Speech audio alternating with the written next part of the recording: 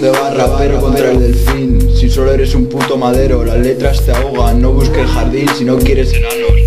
Méanos si quieres, te esperamos con el delfín desde Zaragoza. Tráenos al mejor de tu barrio, al más cabra, para que el delfín le abra la cabeza. Te esperamos en Madrid con la cicatriz del mejor. Ya, primo, sentado en un banco escuchando al delfín. No sé qué dicen, si es el mejor de aquí, si es el mejor de aquí.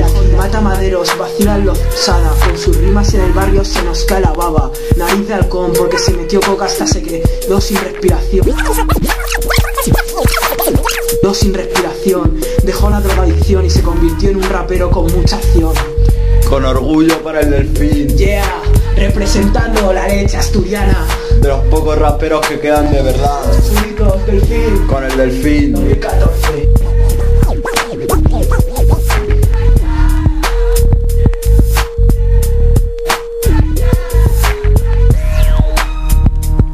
Los chulitos, apártate, llevarás una torta, otra peonza giratoria, soy la mafia 68, por el chocho a tu chica se la embrocho.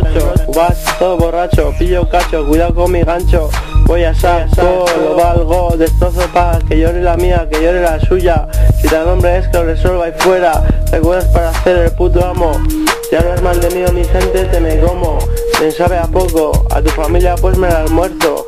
El del esfuerzo de tirarme a tu zorra de tu madre, zorra de tu madre, zorra de tu madre, zorra de tu madre. ¿Qué pasa, compadre?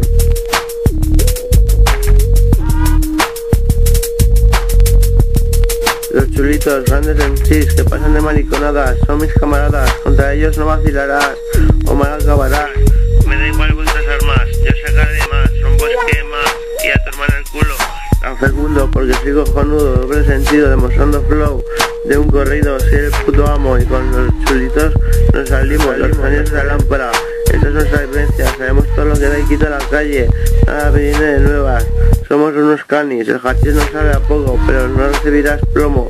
Aceptamos tu ofrenda, reza para que no sea ajena, porque genturas como tú cualquier cosa, y Defi sonando crema.